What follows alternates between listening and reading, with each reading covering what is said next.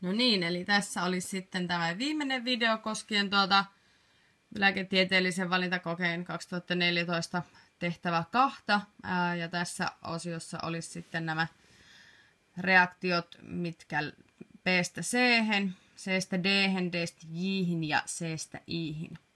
Eli tässä ensimmäisessä vaiheessa, kun on kyse eliminaatioreaktiosta, niin täytyy huomata, tai muistaa kuvitella sitten tämä vety myöskin tänne. Eli täältähän tämä vetenä sitten lohkeaa pois esimerkiksi kuumennuksen yhteydessä.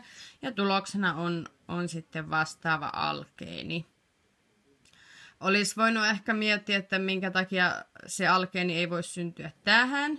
Se johtuu siitä, että välituotteena sellainen karbokationi, jossa se varaus on jakautunut 3 hiilelle, verrattuna siihen, että se karbokationi olisi täällä ja se varaus olisi jakautunut vain tänne niin 2 hiilelle, niin tämä tertiärinen hiili täällä on paljon stabiilimpi. Sen takia se uusi kaksossidos muodostuu myöskin tuohon vastaavaan kohtaan.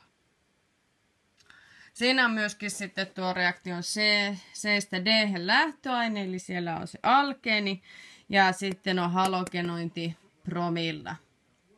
Ja tässähän tulee esille se ero, että kun halogenoidaan kaksoissidos promilla verrattuna, että halogenoitaisiin vetypromidilla, niin tässä molempiin kaksoissidoksen hiiliin liittyy sitten bromi.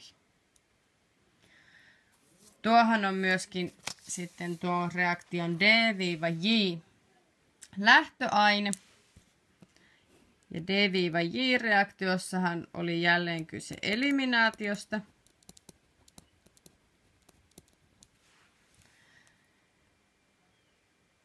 Ja tässähän saadaan kyse on niin kuin ihan vastaavanlaisesta reaktiosta kuin sitten toissa B:stä C:hen, eli kaksossidoksia sinne syntyy 2.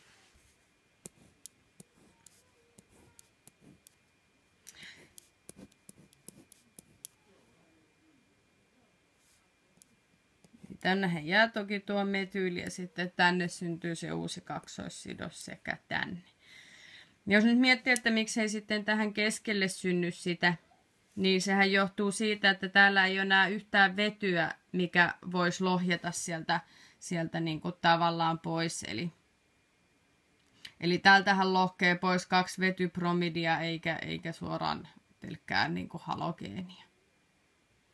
Eli täällä täytyy kuvitella ne sitten tänne nämä tarvittavat vedyt, mitkä sieltä lohkee.